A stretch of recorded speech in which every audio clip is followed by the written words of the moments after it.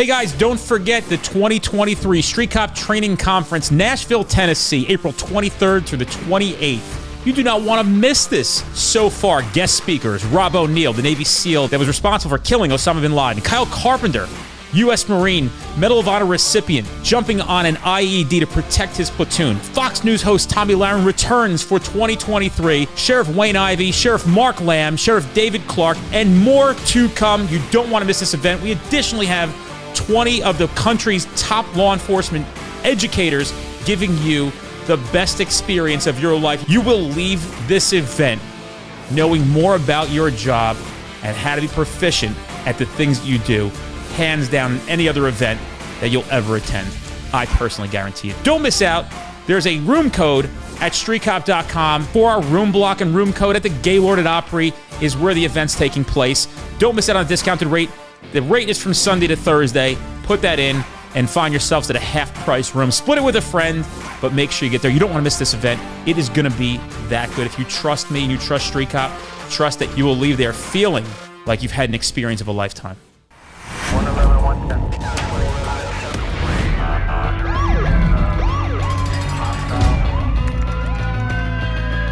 You training to be a street cop?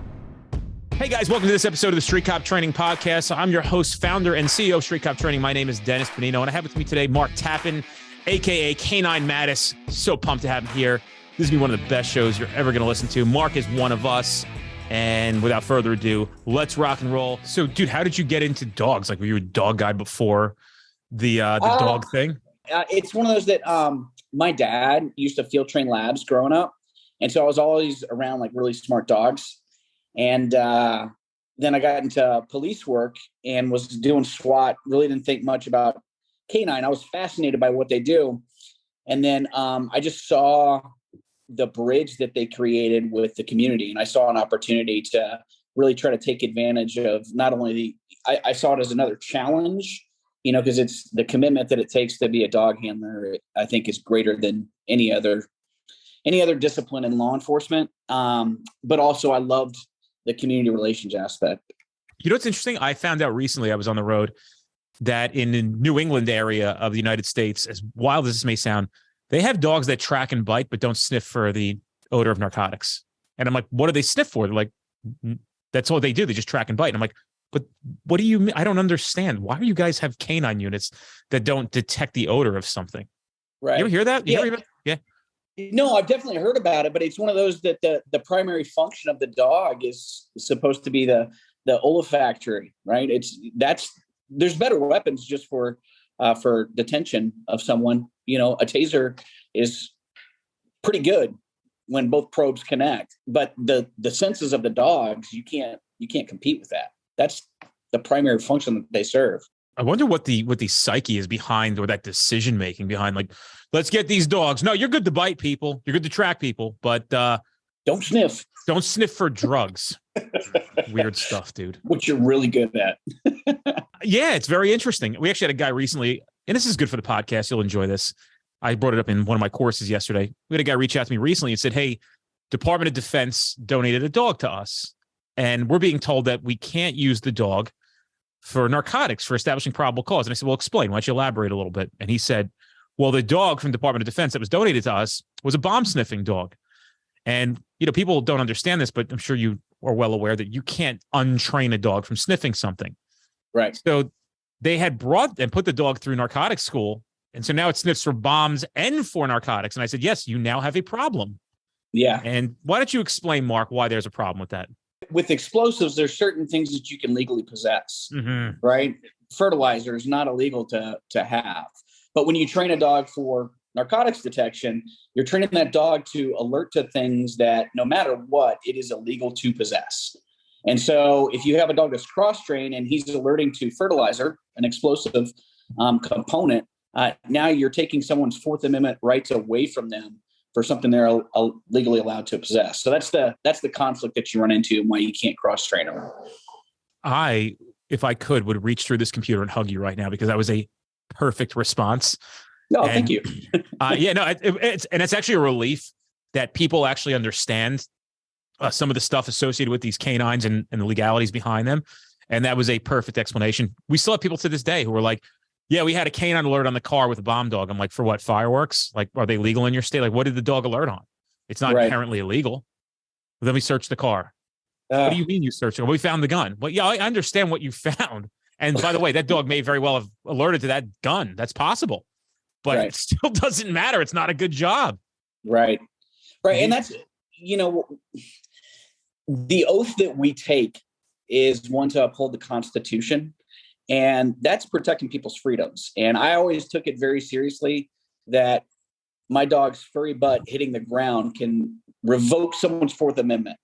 So I wanted to make sure that he was excellent at it. And I wasn't violating the oath that I took more than anything else. It's interesting. Since you're bringing this up today, there's a video that went pretty viral on Instagram, which I see you a lot on social media. So I'm sure you're very familiar with this stuff, where a blind man or semi-blind man is walking down the street with his walking cane in his back pocket. And I guess somebody calls it in, think it's a gun that he's carrying, but it sounds like it's a gun in a state where you're allowed to have a gun. So that's another issue in and of itself. You just can't stop people in a state where you're allowed to carry a gun for carrying a gun because it's a gun. It doesn't work like that. Anyway, they stop him. The female officer says, you have your ID on you? He goes, for what? She goes, well, we got to call it. It could be a gun in your back pocket. He's like, well, it's not. It's a telescopic cane to help me navigate my environment. He literally says like that. And she's like, well, I need to see your ID. He's like, I'm not giving you my ID. What's your reasonable suspicion of of a crime that I've committed? And she's like, well, I got a call on it. He's like, that's not how it works. It's not how it fucking works. And she's like, then his supervisor shows up, this big fucking buffoon in a pickup truck with chevrons. And I'll say that because you're a supervisor, okay? I'll give some pass to the patrolman who may be new, because let's face facts, nobody is setting us up for success in this profession. You are set up for failure from the fucking minute you get sworn in. From the minute you take the test, you're set up for failure. But and he shows up, he's like, you got to give him your ID. And the guy's like, what crime have I committed? What crime has been committed? And he's like, we got a call. The guy's like, that's not good enough. And they end up cuffing the guy. Oh. Yeah, and it's like so disheartening, dude, because again, man, I'm holding you accountable, chevron wearing motherfucker. Like, you should know better. But this is just not helping our cause.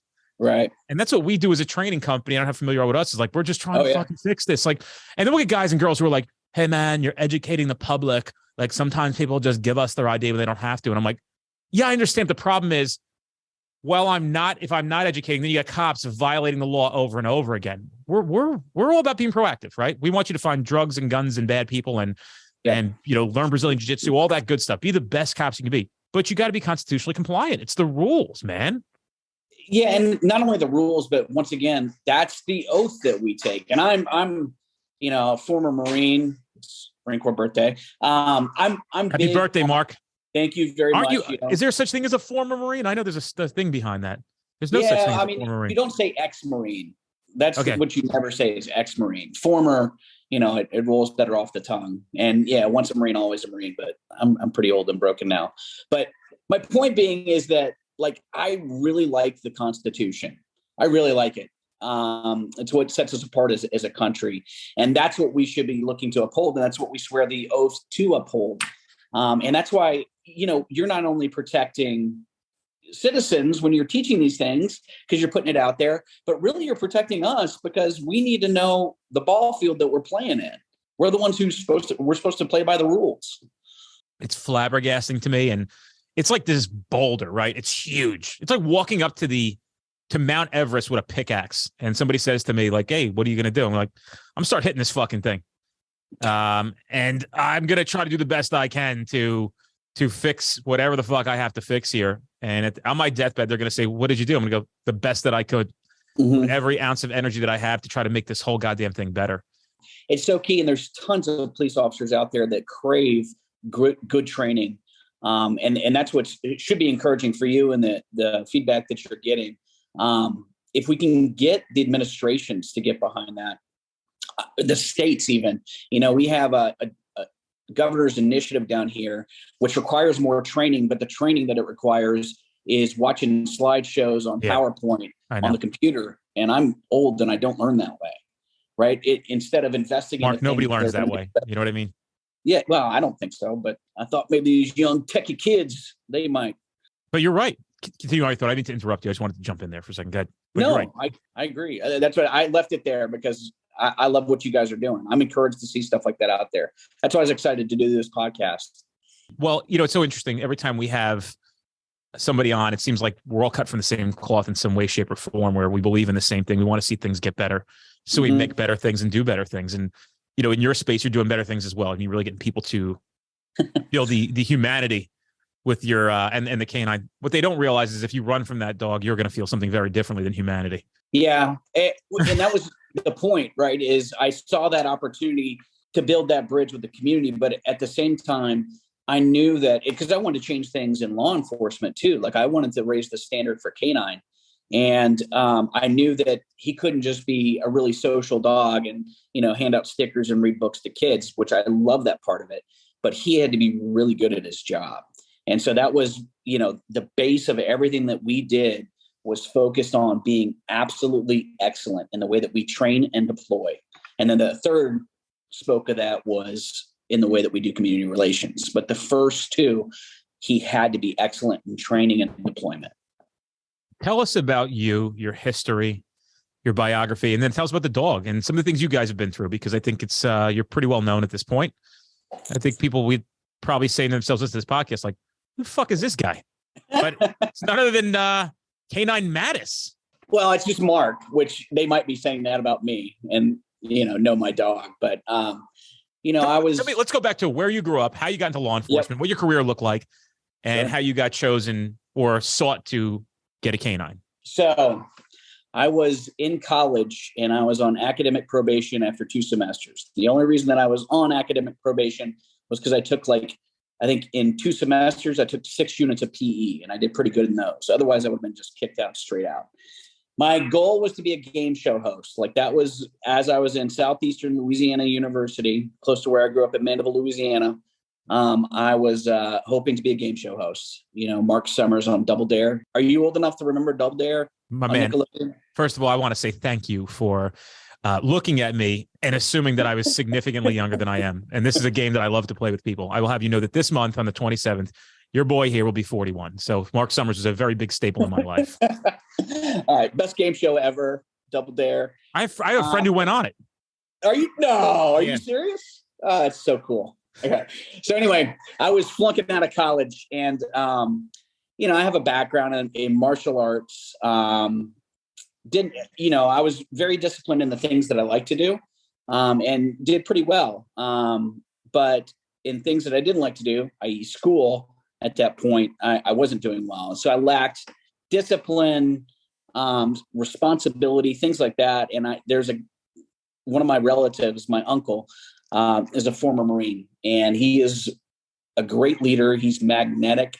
He's intelligent, compassionate, just one of those people that you look at and just oozes leadership and success and just a good character guy. And I was like, I need to be more like him. And he always attributed a lot of what he did to the Marine Corps. And so without telling my parents or anything else, I signed up and enlisted in the Marine Corps and went and did that. It gave me so many tools that I needed. The self-discipline, the work ethic, honor, courage, commitment, all those things that I felt like I was lacking. And it really helped me out. Kind of funny too. I went into the Marine Corps with the intent to come out and be a police officer because I had always had a strong sense of justice. I don't know if you're like one of those types of people growing up, like when you saw something happen that shouldn't be happening, it pissed you off. Oh, bullies. That's okay. Yeah, that's how I was. I could not stand unjust behavior from authorities or, people breaking the rules. Those things upset me. And so I went in with the idea that I wanted to be a police officer. That's ingrained in me that, the strong sense of justice. The Marine Corps, I went in with the intent to come out and do law enforcement. But I think if I had gotten straight from the Marine Corps into law enforcement, I would have been an absolute jerk. I was, because Marines and me in particular, I was pretty cocky. Thought I knew everything. Thought I was the toughest. I'm 5'6". I'm a tiny little guy. I have Napoleon complex. Thought I had all the answers, could take down anyone. And that's not really the attitude you should go into law enforcement with at all. Even though I was well-intentioned, extremely altruistic, I was lacking something else. And it was kind of funny. I actually became a Christian while I was in the Marine Corps, and that gave me like a whole different sense that I was lacking for the puzzle, and became a pastor for 10 years in between when I went into the Marine Corps and then got into law enforcement. So the things that I was lacking, it still was always my ultimate goal to get into law enforcement, but I really lacked the compassion and sympathy, the love for mankind that you really kind of need to have if you get into law enforcement. If I had just, like I said, Marine Mark would have been a horrible cop, but when you threw in the other part, it actually worked out to make me a half decent police officer, I believe. But yeah, we went through like a church split, and I was like, all right, it's time to pull the trigger, get out of California, because that's where the Marine Corps had taken me and where I was a pastor. And I was like, let's get into law enforcement. Finally, I applied for one department here, Alpharetta, Georgia.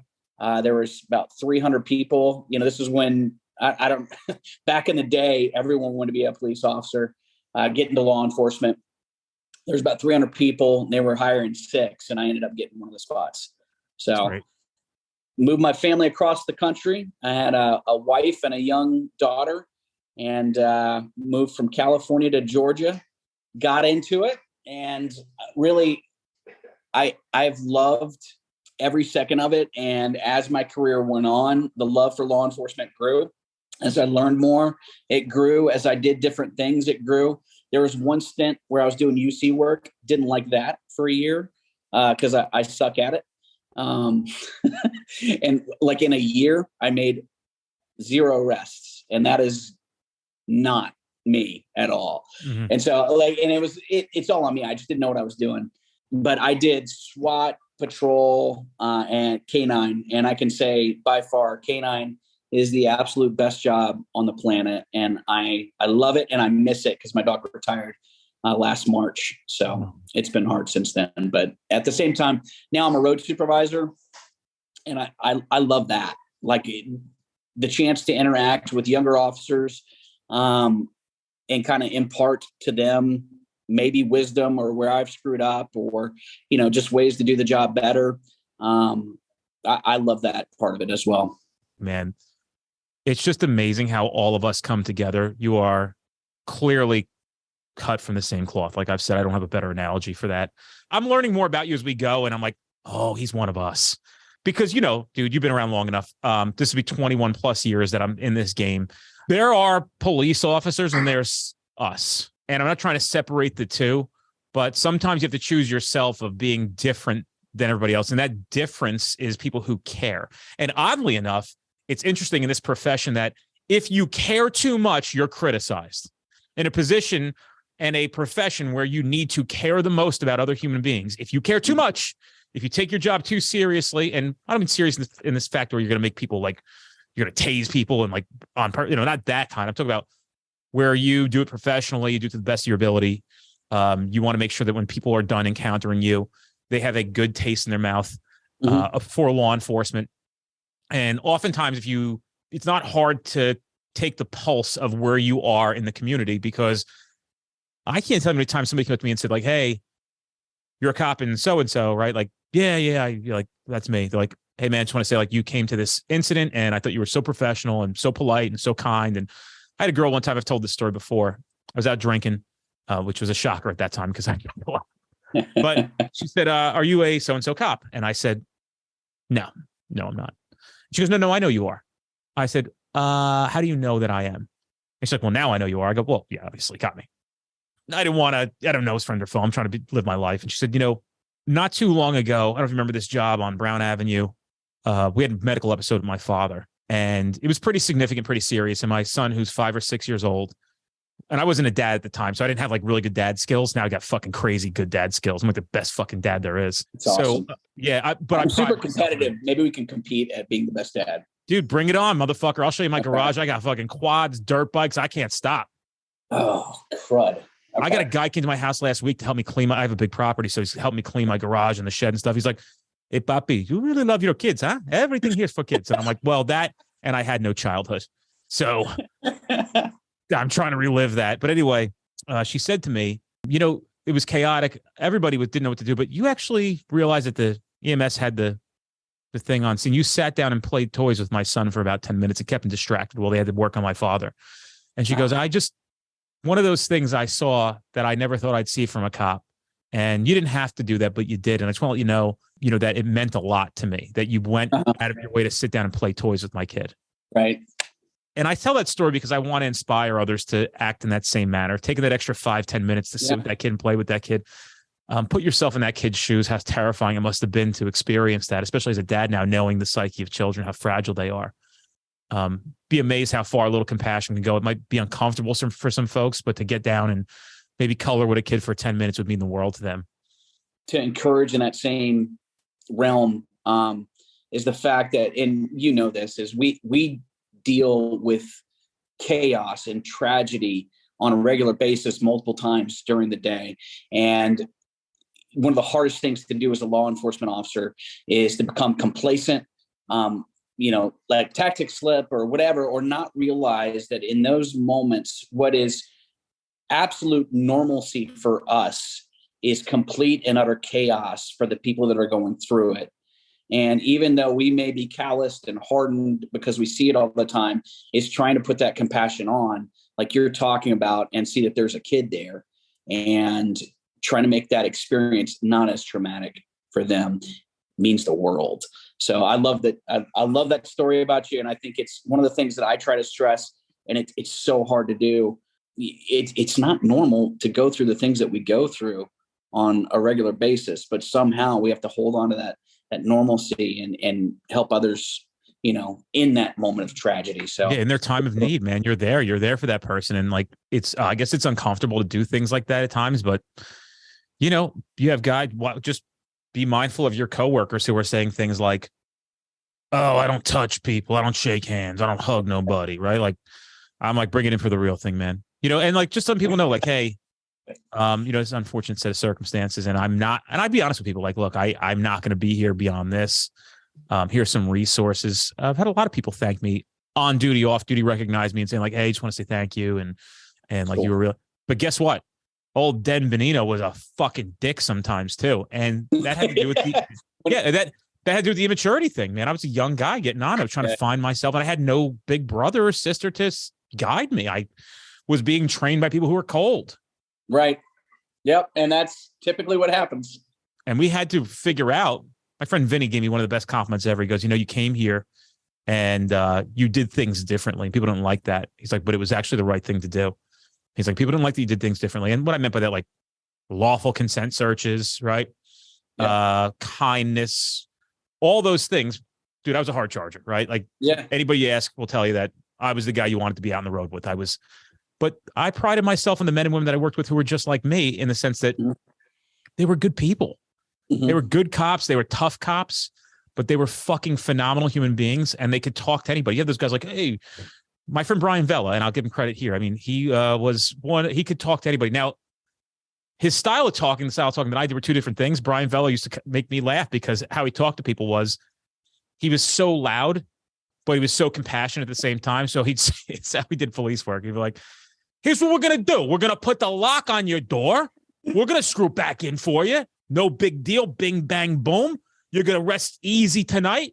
You need us. We'll come back and talk to you. Whatever you need from us, we're always here for you. We'll know that the police love you and you got to love the police back. We're going to take care of this. Like, oh, you don't have to do that. No, I'm going to do it. I got my toolkit in my car. Sit down, make yourself a cup of coffee. I'm going to take care of this. Right. Where I would just different dynamic, but he could talk to people so well. And it really was mad. And he had so much compassion. He had positivity in the job. Yeah. Brian Vella would knock your fucking block off your head in a second if you needed to. But we didn't need to unless we had to. Right. And yet me and him, two of the bigger guys, two are the more, guys who were, if you needed physical help, we were there for you. Yeah. I certainly wasn't the toughest guy in the world, but we're the first two guys trying to talk people out of everything, you know? First two guys, Brian just like, dude, don't do this. I can just hear in my head, you don't got it. This is so silly. We don't want to fight you. Just stop. And when I think about some of the people I work with, he always comes to my head of somebody I was very proud to work side by side. He actually told me one time, it was one of the nicest things he ever said to me. He said, I heard you leaving this side of the week. I said, yeah, I'm going to the other side. He goes, dude, I got a lot of kids and I come to this job every day and it's dangerous, right? And I go, yeah. He goes, I'm going to miss you. You give me a comfort here on this side of the week. I'm comfortable when you're here. I just feel like I know if I got to grab that radio, you being here gives me a sense of comfort. He's like, I don't want to blow your fucking head up either, you piece of shit. But that's how we talk. And he's like, I just want you to know that I'm going to miss you. He goes, if somebody else doesn't appreciate you, I want you to know that I appreciate you. And it meant the world for him to say that to me. I mean, it meant the world to me for him to be kind enough to say that. And he's just somebody in my life that I'll always cherish as a friend and as a coworker. And he was a good dude and saw me through good times and bad times. And I can't emphasize to people enough of what you said earlier, that compassion component. It's the compassion component. And then also what, he loved about you, and it sounds like you loved about him too, is you're still excellent at what you do. Right. Right. And that's what I and when you said we're cut from the same cloth, that's the people that I seek out, that I'm impressed with, that I'm just encouraged by, is the people that are striving to be exceptional at what they do in every aspect. So yeah, I like him too. It was sad to watch the exceptional men and women that I worked with literally getting their fires dampered out because of political favors. And these guys deserve certain divisions more than anybody else. And you got these fucking hacks getting these spots. This one's son, this one's daughter, this one's niece, this one's nephew, getting moved around to these divisions. These guys are chomping at the bit to get, who deserve it. And everybody fucking knows it. And that's where you set the morale level, right? Like it was sad to watch. And they would just come up with some reason to try, like, you had too many sick days this year. He's like, well, I got 4 kids. Like, what the fuck do you want me to do? Like, they're sick. Sometimes I have to be at home with them. That's what sick days are for. And they're like, well, so-and-so only had 7, you had 9. And just like, yeah, but come on, that's the guy you're comparing me with. This guy doesn't even know how to start. We're lucky he starts a car. He knows how to do that. This is a barely functioning human being, nonetheless a cop. Right. And you got this talented guy who's, he's energetic. He's the right guy. You can depend on him for not fucking up. Knows the law well, tough, and just getting the fucking. And that's I said in class 2 weeks ago in Maine. I said, there's nothing more disheartening than watching somebody come in with energy and so much excitement, and the administration just extinguishing that as fast as they possibly can. It's so sad to see. Yeah. And you see, and it's not just administration. It is, you see that as well, but also, like you were talking about, other cops, right? Is your criticism from other, because they want to maintain the status quo. I always said, I wish we were run like a sports team, like a football team, right? Is you're going to put that guy as the starting quarterback, and he's 300 pounds and has no arms, right? That's the person you're going to put. If our goal was, corporate world or sports team, is you're going to put the best people in the position so that we can excel. And that's why it gets disheartening, is you'll see that's not happening, is, that person's not right for that, but yet you're going to put them in there just because of relationships or whatever other reason. It's ridiculous. No, it's absurd. And I often remind people that if you have a brain and you have cognitive thought as a police officer, you're in for a world of hate, because ignorance is bliss. And the happiest guys are the guys who show up like eating a fucking hot dog at an off-duty job, walking around, taking a report, getting free fucking churros at the state fair because they're working off duty. You know what I mean? Like, those are the happiest guys. They did no complaint. They don't do nothing. They're basically worthless. Listen, everybody's got a purpose, right? You don't have to come into this profession to excel in it, but don't try to stop other people from excelling. That's the point. Yeah. And then, like, you're back to the kind of the root behind it, is the administrations. Let's strive for that excellence rather than just, we're government. We don't have to be excellent. One of the worst things about this profession is no matter how you perform, you're still getting paid. Yeah. Right. If you think about it, just unpack that one when we're done for an hour. It doesn't matter how you perform, as long as you don't get in trouble. Right. As long as you do the bare minimum and don't get in trouble, we'll pay you. Well, how much are you going to pay me? Well, what's your salary? It's this. We'll pay you that. How about if I want to make more? Get promoted. Do you want to get promoted? No, but I want more money. Well, I just said this yesterday in class. I go, I would bet that half the supervisors in this profession, if they were offered the choice of chevrons with the extra 10K or no chevrons, but still get the extra 10K, which one would you take? And I guarantee people like, just give me 10K. I don't want the fucking chevrons. But the problem is the only way to make more money in this organization, this profession, is to get promoted. So the wrong people get promoted because they want the more money. They're money driven. You see a lot of times these guys who are the off-duty overtime whores taking chevrons, taking bars with no intention of leading or being a provider for information just because they need more money. And fuck, that's not my fucking problem, right? I just need more money. And unfortunately, I would say too, I also see the ones who really want to get promoted. That's my point. Because they want the power, right? And, well, okay, not that point. Well, right. And so, but meanwhile, you have the guys that are out there crushing the job, like you were talking about. And promotion, it's like, nah, I want to be excellent at this. Those are the ones who we should be looking at and saying, I want you to influence everyone else in this department. So we're going to promote you. Not the ones who are like, oh, I have a 12-year degree and my goal is to be chief in 3 years, and they're like, okay, let's do it. It's, well, what about this guy who's been here for 7 years and is an excellent cop, has a great attitude, out there performing the job, good influence on his peers. Like, that's who we need to promote. Knowing that you're a supervisor, if we ask the people that work underneath you or work with you or work for you, however you want to describe it, what would they say to us about how you are as a sergeant, lieutenant? Sergeant. If we said, hey, what's your sergeant like? What do you think they would say about you? And you can be honest, with all humility, what do you think they would say about you? Because I got to tell you, sometimes I ask this to people knowing that their people don't like them. I don't know that now or not. And I'm interested to hear what they say. And I just kind of drill them on it a little bit. I'm like, really? Do you really think they say that about you? I hope they would see me as someone who would always stand up for them. I think this, if you were to ask, that I'm not afraid to ask the questions that need to be asked to command staff, to ask the questions that I don't want them to have to ask, right? So to be that buffer, I hope they would say that he leads by example, he's present, he cares, and knows what he's doing. I went to best leadership training I've ever gone to was Tom DiTomaso, and it was Black Hawk Down. He was one of the platoon commanders from Black Hawk Down. Awesome, dude. And the two things that he identified in every leadership book that I see, everyone that I read now, it all comes down to these two things, and it's trust and competency, right? Is I hope my guys would say, I trust Mark, and I think he knows what he's doing. If he doesn't know, he's humble enough to go ask the questions and find out and help me get there. So those were the things. And I would hope too that, they would say that if there's a door to go through and bolts are flying, he'd be the first one through it. So I also want to throw in here that I hear over and over again, and I think it's very important, is courage.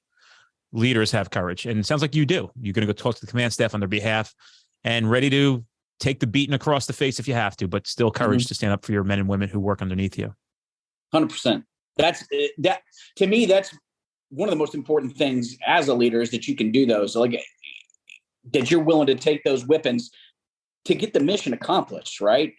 Sometimes we don't ask questions because we're scared to ask the questions. And it's one of those, if you're going to hold me accountable or be angry at me because I'm trying to look out for my guys, or there's a question regarding this and it could hurt the agency or the perception of the agency, or there's rumors, and you're upset because I'm asking the question so that we can better do, that's a problem with your leadership, not with mine. And I'm okay to be held accountable to that. If I never get promoted again because of that, which I'm good.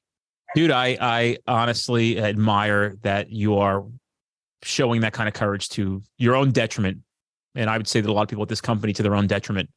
There's actually a pending post in the Facebook group about a organization that hosted my class last year. And I got to tell you, it was what a good class, 97 men and women in an area. I don't want to be too specific. And they said that this organization, and when I went there the day before, I started meeting some of the command staff, because where I was teaching to go check out the room, they were having a ComStat meeting, and this is a big agency.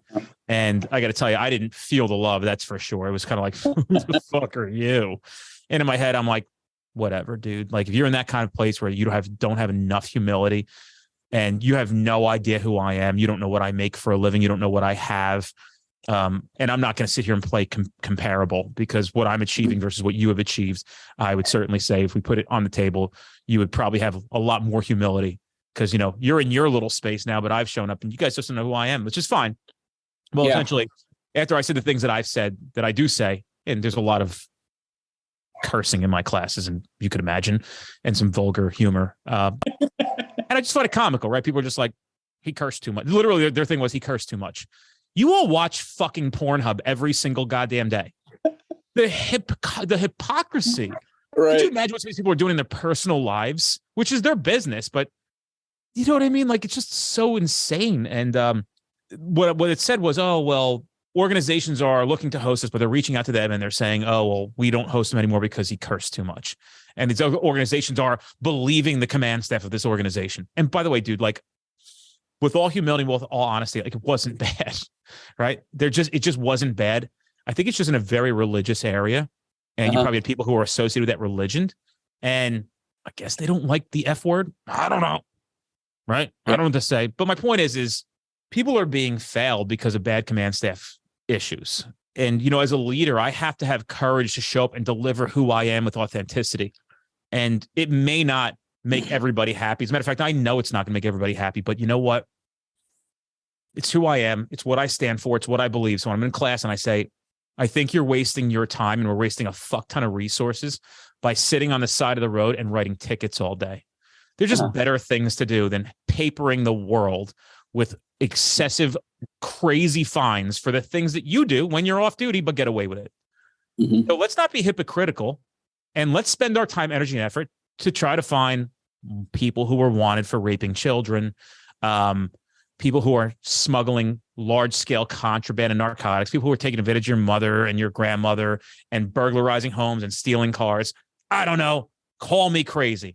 I would say catching a man who's wanted for 3 counts of child sexual assault is a little bit heavier in the weight of the judicial system or penal code than Tim, who's on his way to work at 8:57 and he's 14 over, and you're really giving him the business. You want to know why people don't support the police? You're the fucking problem.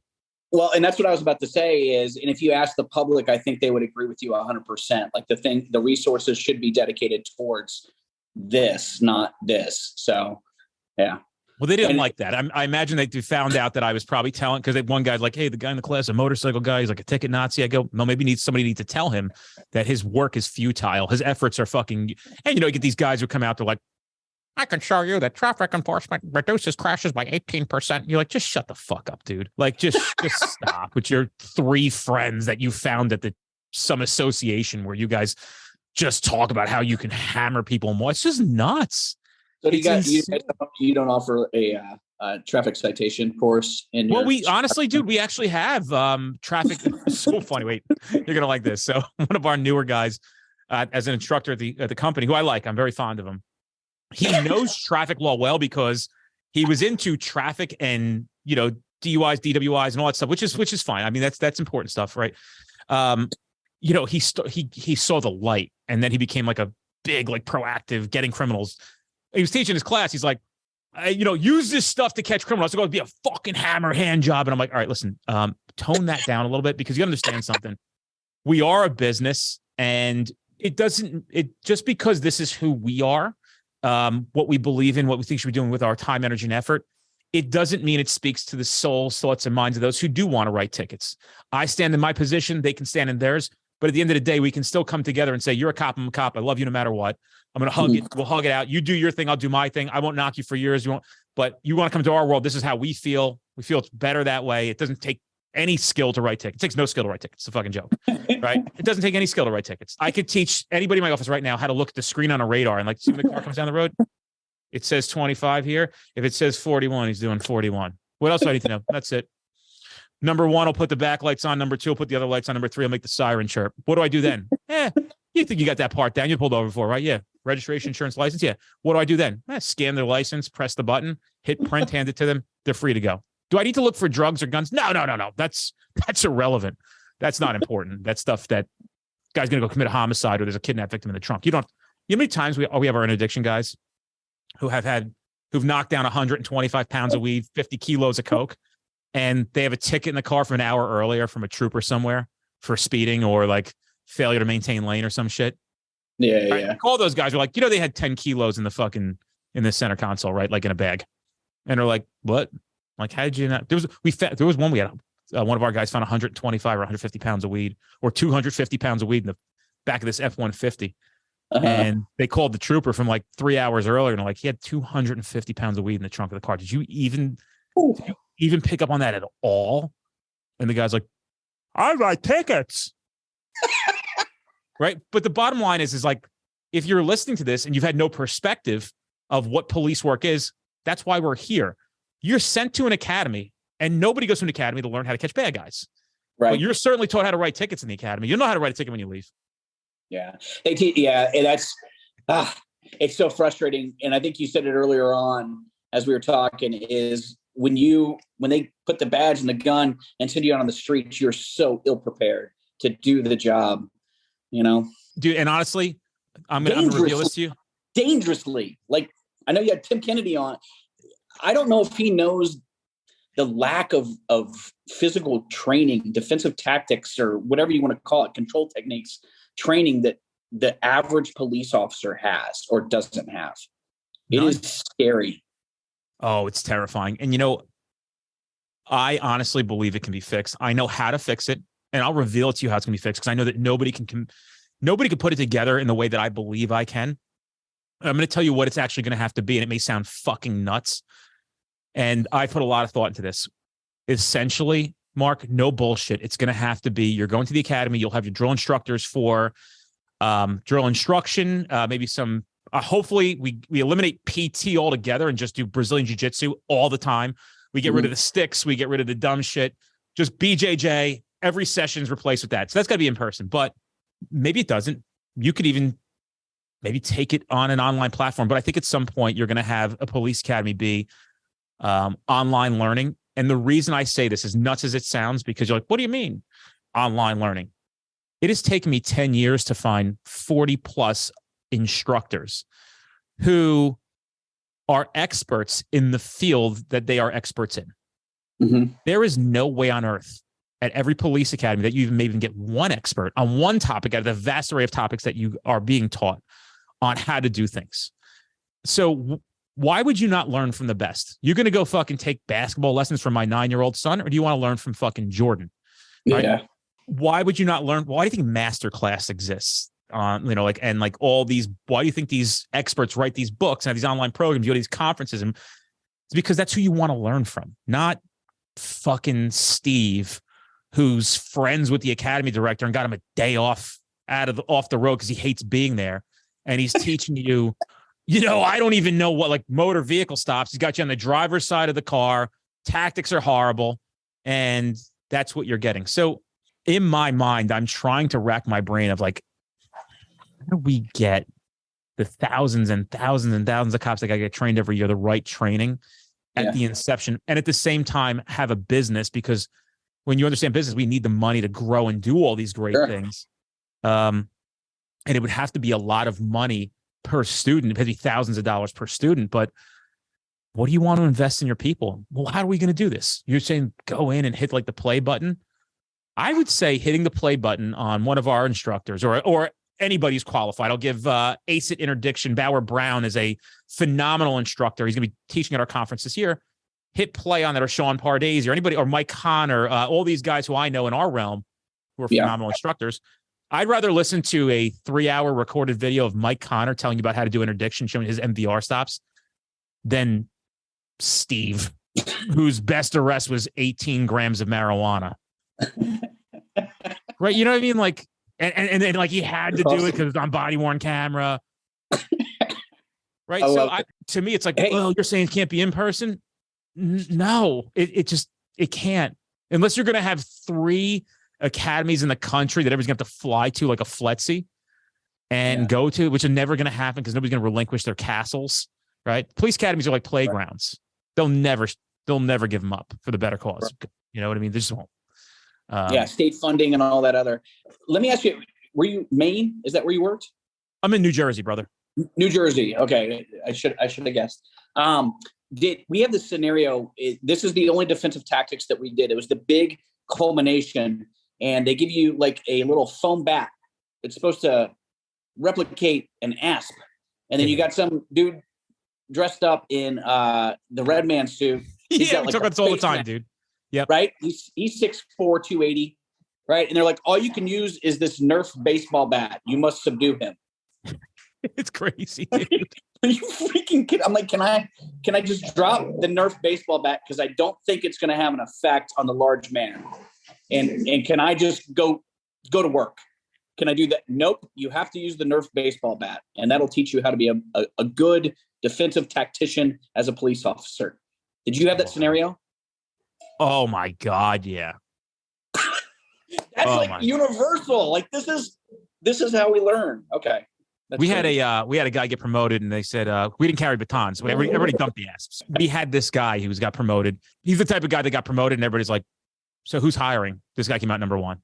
Oh. So anyway, so they say we hear the rumor is that he wants everybody to have the batons on their belt. Why? Because he's the baton instructor, right? The guy's an adult taking karate, right? He's like an adult white belt at like 38, and we actually found a loophole in our SOP that said we could carry a ring on our belts as long as we had the straight stick in the bag. And dude, I'm telling you, I think there was 200 guys. I think we bought like 95 of these things to ensure that everybody had them just to break his balls back. And they weren't going to change the SOP, but they let him enforce the baton thing. And we were like selling them to each other. Like, yo, I got baton ring holders. We got the basket weave. We got nylon. What you need, man? Like, take that stick off, bro. Right. We got you. That's awesome. Yeah. But it was such a shame that this person was so shallow minded and wanted things their way. Right. Bro, right. First of all, when you pull that fucking stick out, it doesn't look good. Mm-mm. Right. It no. just doesn't. And then if you've been in a fight, this is the other thing is the first thing that happens is an adrenaline dump. And so that's why, like, pro MMA fighters, they can fight with a broken leg. And so you get into this, and once again, I'm a tiny little fella, and I start swinging this little thing and hitting somebody, and they have an adrenaline dump. They don't feel it, and so you have to swing more. I'm not a big fan, and I'm sorry to the baton instructors out there, like your white belt friend. Yeah, dude, they're gonna sit him down and have a talk with him. They're gonna give me the pass. They're gonna have a talk with him. There you go. I have a few more things that I want to talk with you about before we finish this. I want to go back to the beginning where you said the Marine Corps really taught you about who you were, who you could be, your work ethic, what you had inside of you. The same thing happened for me at my first police academy. New Jersey police academies are still very hard. And I was somebody who was not resilient in that sense physically. Day 3 of my first police academy was make or break for me. And I got to tell you, I'm glad that I answered and just said one more time, just before you quit, go back one more time. And man, I learned so much about myself to this day. I mean, probably has a lot to do with what I'm able to do now. People say, man, you're on the road. You're doing like fucking 14, 15-hour days. You're going from this place. You're driving 5 hours and one the next day. I'm like, bro, like, I'm not opposed. People say, how do you do it? I'm like, I've been through worse. Yeah. Right. Haven't you been through worse as a Marine? Oh, 100%. That's why, like, the police academy was a joke to me. It was just the fact that, and you can see through the games that they play. But yeah, and that's important in training. Going back to that, and why you guys are so important, but is in the worst situation, if you can reference back to a place where you've been in a similar situation, it's going to make that situation easy for you. Right. That's why, you perform to the level that you've trained. To an extent, you just need to make sure that you're training hard so that no matter the situation, you have a reference point and you can be calm and decisive and make good decisions in those moments. But 100%. And that's why training is so pivotal. You got to put yourself through it. You got to put yourself through the hardest of situations you can possibly imagine, whether it's, if you can't replicate it in real life, like bullets fly, then mentally, whatever it is, so that you're prepared for anything you will ever face. When I watch videos, like the video we talked about when we started the podcast about this woman who is forcing this guy to identify himself when he can't, everything that you watch when police officers, for a very macro term, mess up. Yeah. And unfortunately, some of those circumstances, those mess ups are very, very dire. It all comes down to one common denominator, and that's a lack of training. Mm-hmm. You really think about it. If you watch a good job, I just watched a video of like a FLIR system of a Las Vegas police department takedown of a hostage situation. Oh, what those guys, the fluidness. I wasn't there, just saw the FLIR video of it. How fluid they were and how they overwhelmed that guy so quickly. And that's training. And then you watch the ones where people are running around like a chicken with their heads cut off. They don't know what to do. There's been no training. When they're doing things and saying things that are incorrect, there's been no training. Awareness of the fact that training can fix all these things. We're a training company. We train. Yeah. We have different trainings to make things better. You know, I got guys yesterday who were like, first time taking one of my courses in New Jersey, which we don't often get a lot of brand new people or newer people who haven't taken the training, who've been on the job for a while. Taught a lot of people here. And you just watch the like, oh my God, I didn't know that. Oh my God, I didn't know that. Holy shit. I mean, one of the things that's more profound that people don't know, and we talked about on the podcast with our legal instructor, is you, under Peyton v. New York, the courts have agreed that if you have an arrest warrant for somebody, you can go into their house. First of all, you have to knock and announce and do the typical warrant shit at their door. Essentially, if they're inside, you know they're inside. You can enter the threshold of the door, use force to kick the door in, break the door down, and retrieve that body. And then you have to leave. It's a warrant for an arrest, not a search warrant to search the entire house. Right. Maryland v. Bowie says you can check surrounding rooms and closets and under beds and things like that. Somewhere where somebody could possibly hide to launch a surprise attack. Once that's done, without any reasonable suspicion of anybody else in the house, you must retreat out with the body. For a third-party house, Stiegel versus United States says the same thing, but people get this confused with hot pursuit. Hot pursuit is a warrantless arrest. So can you pursue somebody under the hot pursuit doctrine into a house for a misdemeanor offense? And the answer is no. It has to be a serious felony offense or a serious offense in that sense. For example, this was asked me yesterday. Guy shoplifting at Home Depot. He steals $38 worth of bolts. You go to his house. You have PC to arrest him for the shoplifting. But as you show up there, he just walks inside. You don't give any commands. There's no flight. There's no obstruction. There's no interference. He goes inside. Can you go through the house to get him? And the answer is no, you can't. Right? It's a warrantless pursuit. But what people don't realize, when you have a warrant, the warrant itself, it doesn't matter if it's misdemeanor or felony. A warrant is a warrant. So if a guy has a warrant for an attempted homicide and his bail is $250,000, and another guy has a warrant for possession of drug paraphernalia and his warrant's $200, it carries the same authority to do the same exact thing. People don't realize that. So they're just like, holy shit. I'm like, yeah, I know. Right? Am I telling you to go kick doors in for $75 seatbelt warrants? No. But some of the cases we see is that was the only thing they had to get the person in, to fingerprint them. So they used the law to solve the bigger crime. I'm not enthusing people to go out and go and print out every fucking warrant in town. I'm going to kick in doors. No. That's not the point here. But if you had to, legally, you're allowed to. So, and how do you discern what's worth it and what's not? I don't know, but a lot of the cases we see when people employ these misdemeanor offenses for warrants was they needed to get a swab. They needed some kind of fingerprint. They wanted to get this person's picture for a lineup. And that's what they used, and it was legal to do. Right. And if I can use a really stupid analogy, but it's personal to me, and what you're doing and why I love it is you're unlocking things that should excite people. And that's what it sounds like it's happening. I play disc golf. Don't laugh at me. Like, it's one of the things. I'm not going to laugh at you. I actually want to play that shit.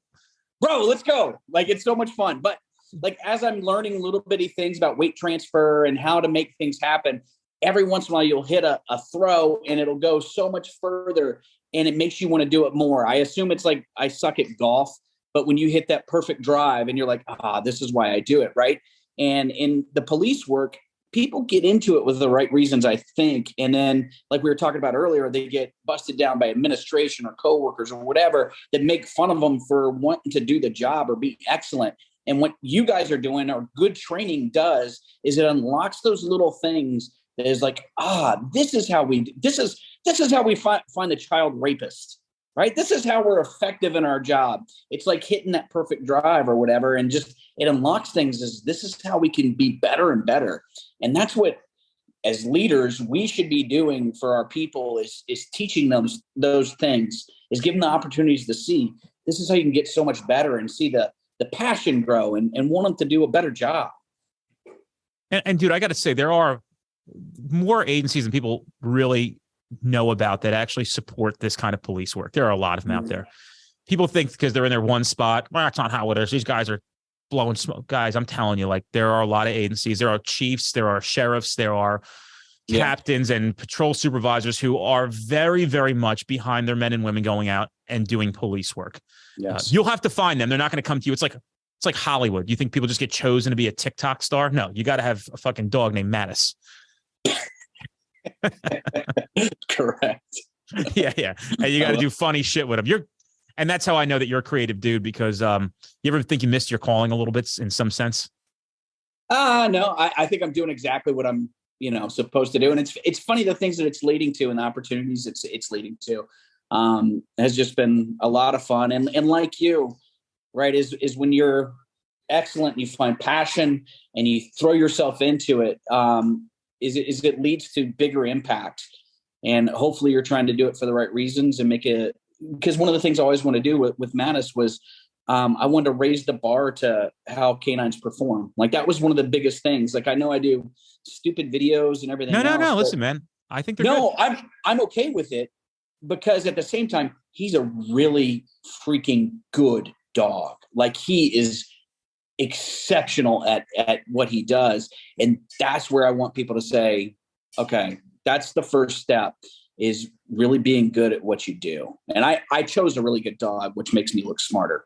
So, and you guys also won that competition, the dog competition, right? Yeah, America's Top Dog. And that was why I remember that moment. Like, the pride that I felt was that, he's super social and I can take him, and kindergartners can hang on him, which I get so much criticism from some of the dog people because of that. But he also has more apprehensions, more arrests, more drug fines, more seizures than any of the dogs combined in the history of our department. Like, he's really good. Well, had a good handler too, right? That comes with a good handler as well. You got to be motivated and want to train. And that was, like I said, training was the crux of everything that we did. Was I was a handler, and I kind of saw our organization, and I was like, we'd show up for 2 or 3 hours, do one scenario, go grab lunch and go home. And I'm super competitive and want to be good, and, come from the SWAT right before that. And I'm like, we can do so much better than this. And so they're like, all right, we'll do it. And so I went to a trainer school, and then the more people I could surround myself with, a lot of times we poo-poo towards the civilian world, but in the dog world, you got to think, like, if my agency's 110 sworn, and we have 4 dual purpose dogs. And so if I'm training 4 dogs every other week, how is my experience compared to someone who, like your friend, who has 30 dogs, is running them every single day, has client dogs running through the door. So they're running hundreds of dogs every day. Who's going to be the better trainer? It's the civilian. But a lot of times we're like, police, they don't understand. I'm like, no, we can learn something from them. Kind of like the jujitsu. Like, oh, you don't know what it's like to be a police. You fight in an octagon. Those guys are fighting every single day, right? And it cuts through. You want to do this style? Do it. You want to do this style? Do it, right? If you remember UFC back in the day, it was the shoot fighter versus the wrestler, or it was Muay Thai versus, Horace Gracie. It was just like your specific discipline. And these guys started realizing, if I know it all, I'm going to be able to whip the crap out of that guy. Mm-hmm. And so that's what I kind of took as the dog approach, was, if I can learn it all, if I can learn and train with the best from civilian, military, police, then we're going to be good. On TikTok and other social platforms, you have a lot of attention. What do you think about the judgment you receive as well? Because there's no doubt in my mind, if I'm getting murdered every day of, like, fucking pig, right? Pigs should fucking pigs do pig. Like, I just get it. You have to get it. If you tell me you don't get that, I'm going to cry. Well, I don't get a ton of it because I really don't focus on differences. Like, I have a very clear purpose on those, and it's I love my job, and I really do. Like, a lot of people, I hate people. I love people. And I want to bring people together. I think we are more divided as a country than we ever have been in my life that I can remember. And a lot of times social media amplifies differences. And what I try to do is say, this is who I am. I understand there's different perspectives. And I think this is something my uncle too, the reason I became a Marine, always taught, is really intelligent people know how to communicate to everyone. Right. Right. It's not just, super intelligent people that cannot communicate at all. They don't, but the ones who are super successful is someone who can communicate to someone living in the ghetto or living in a penthouse. They can put things in terms that they can understand, grasp, and understand different perspectives, or understand that there's different worldviews or experiences that you might not have seen. I say all that to say that, like with my channel, I try not to be divisive. I do get judgment. I ignore it. I don't entertain it, because that's it. The second you entertain it, all of a sudden you're giving that person a platform. Right. And what I want to do is I want to give the platform to people who are encouraging and who are understanding and trying to see that, you know, this world needs police officers. This world needs, unfortunately, we need good politicians, but we need good government. We need good police administrations. We need good citizens. So that's what I try to show. So I do see it. I usually ignore it or respond with compassion is my other thing. Is like, so if somebody like tears into me, is realized kind of like us, is they might have had the worst day or the worst experience with a police officer, and I don't know where they're coming from. So rather than just fire it back at them and make them hate police officers even more, throw out a little bit of compassion, and all of a sudden you change their view, you know. And I think, you know, that helps. Dude, that's a big skill to have. And you've got to practice that, you know. And I told guys yesterday in my class, and the girls were there, hey, guys, I'm a human being. I know a lot of you look up to me and this organization, but I might make a mistake. As a matter of fact, I'm probably going to make a mistake. Oh, yeah. And I'll own it. But, you know, I'm doing my best, doing the best I can. I'm trying to do everything I can for all of you. And this thing that I wrote today, the first time you're ever getting this new program here, this is my artwork, and I'm sharing it with you. This is a piece of art. And what this art was designed to do is to make you better and make you safer and make you less culpable and vulnerable to be getting any kind of civil litigation issues. And for you to have enthusiasm and confidence in the decisions you make in the field. That's what this is all about today. And don't get it confused. You might think a lot of this is for me, but it's not, right? It's not. I mean, I show up to this podcast every single day. And I got to tell you, we have a huge following. It's wild. Who the fuck knew, right? Over 415,000 subscribers to this podcast. It's awesome. Yeah, it's wild. Millions of downloads a month. It's nuts. And I'm super proud of it, because I think the things we say in here are important, and I'm getting the messages back all the time. Hey, man, I love the podcast. I'm listening to it. It helped me get through things. I decided not to kill myself. On the other side of things is when I say these things publicly, it leaves yourself open for criticism. And you just have to be okay with that. Just like Mark will tell you here. You just got to be okay with that if you're going to try to do something better for everybody else, and just know that it has its ups and downs. We get my fucking teeth kicked in this year. You know, I am. I'm getting my fucking. We were just talking about it before I started the podcast. Like last October, we were like shooting pistols in the street, laughing and dancing. This year, we're like, oh fuck! If we could have just had one of these 5 significant things not happen, and you know, it's part of the game. It's part of the deal. It ain't going to be the last time shit happens, but how you respond to these situations are important. And I've had my fucking face kicked in plenty of times in my life where I'm like, I'll give you this one before we start closing up here.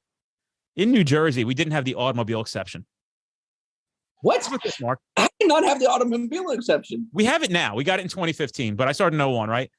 Nobody told us we didn't have the automobile exception, right? So we're like watching cops, like, oh, the car smells like weed. Let's search it. That's how you learn as cops. Dude, yeah. That becomes your field training, right? I had the worst. And I remember I liked my field training officer, my fucking friend, good dude, horrible field training. And he'll tell you to his face it was horrible field training. He might not do none. 21 years in the day, fuck, good dude. Love the guy, right? Love the guy. A lot of big feelings for him. You're watching cops. Like 3 years into it, my partner Carlos came down. I've said this story before, and he's like, hey, we're getting something suppressed. I'm like, what do you mean? At the municipal court level. He goes, Spencer's throwing shit out. And I went, why? He goes, he said we needed a search warrant. I'm like, what do you mean we need a search warrant? 3 years we're doing this. So we meet with him, and he's like, you guys need a search warrant. You can't just search cars. I'm like, what do you mean? We watch cops. And he's like, we don't have the automobile exception. I'm like, what's the automobile exception? I went to 3 police academies, Mark. Not one person taught us about the automobile exception. I didn't know that even existed. I'm a cop for years. I have no idea what the automobile exception is. That happened during Prohibition. Like, I don't understand how New York. 1925. Yeah, yes. Prohibition. Like, how did you not have the Carroll brothers bootlegging alcohol in Michigan or Wisconsin or some shit? Yeah, how did y'all not have that? Like, I thought it was. You didn't try to show the clip from Cops, and you're like, "Hey, look, yes, we do." Well, Look, that's why I Georgia. warn everybody, like, yo, don't be watching these fucking shows. Anyway, Okay. listen, dude, it was a fucking pleasure, man. Can we do this again sometime? Yeah, let me know. I enjoy it. I am going to let you know, Mark. I love it, and seriously, I love that what you guys are doing, because it really is. We need to see more of it in law enforcement. We need to be training with excellence, and just I'm honored that you did even consider to have us on. I'm honored that you came on this shit, dude. Anytime, dude, check the website. If there's anything you want to go to, let me know. Also, we have a conference coming up in Nashville, Tennessee, April 23rd to the 28th. Ooh, Dude, you got to see that shit. Like, you got to see our fucking lineup. It's insane. that would be fun. I actually been told a lot lately that, like, we're going to your conference because of your keynotes. Our keynote speakers are wild. Nice. We have Rob O'Neill. We have Kyle Carpenter, youngest living Congressional Medal of Honor winner. We have Tommy Lahren from Fox News coming back for the second time. Very cool. Yeah, I was on her show a couple of weeks ago. It's pretty legit. We have Sheriff Mark Lamb, Sheriff David Clark. Love Sheriff Mark Lamb, by the way. Yeah, he's coming. If you want to come to the event, your ticket's on me, and we'll have. I'll introduce you to Mark. I actually got to text him today. No bullshit. Oh, I know him. Okay, great. So come hang out with me and Mark, and then, like, dude, it's for free. It's in Nashville, Tennessee. It's gonna be the best conference you'll ever see in your life. And I don't want to forget Wayne Ivey from Brevard County, Florida. Wayne's coming too. Wayne's my buddy. Love that guy. These are some real leaders in the game, and maybe somebody else that I think people are. If you pay attention to our Instagram, you might take a guess at who it might be. But it's going to be some cool shit, and it will be the best week as a cop at a conference you'll ever have in your life. And I know that for a fact because we did it about a year and a half ago, and actually a little over a year ago, not a year and a half ago. And at the end of that week, I said to everybody, this is the best training conference that ever existed in law enforcement in the history of this country. There's no doubt in my mind. And I would challenge anybody to try to bring something that was even close to what we did this week. I love it, man. I'm there. Mattis will be there. I'll be there. Yeah, bring the dog, dude. How far what are you, about 4-hour drive? Not even, right? Yeah, 3.5. Yeah, take the fucking ride up, dude. Come for a couple of days. Who gives a shit? It's the Gaylord at Opry. It's a resort. It's beautiful. Yeah. Come. There's I got a your boat inside the hotel. Yeah, you've been there, huh? Oh yeah. Sometimes I meet people on this podcast, and I just know I'm going to have a friendship for a long time with them, and I want to extend that olive branch to you. That I hope we can call each other friends. I like that, and I hear, since you talked about it earlier, that you like to hug, and you're probably one of those people that hugs a little bit too long. Well, maybe. I look forward to meeting you, sir, is what I'm saying. Yeah, it's awesome, dude. And maybe we'll do this before that time comes up again, because I think that you and I could probably talk for days. Yeah, I'd love to. And once again, just keep doing what you're doing. By the way, real quick before we finish, where can people find you, bro? You got to get some follows out of this. So that's the funny thing about what I do is I never really care about that stuff, but it happens. So that's neat. K9 Mattis, K9_Mattis on TikTok. It's confusing on Instagram. It's too many letters, but if you look up Mattis, it's got a little blue check mark next to it. He's a dog. He's pretty cool. I got a kid's book on Amazon, My Dog Mattis. So that's awesome. Other dude. stuff in the future coming. That's because you're a fucking winner, dude. Well, I got a dog that's a winner, and I get to hold his leash. Yeah, I get it. Anyway, thank you again for being here.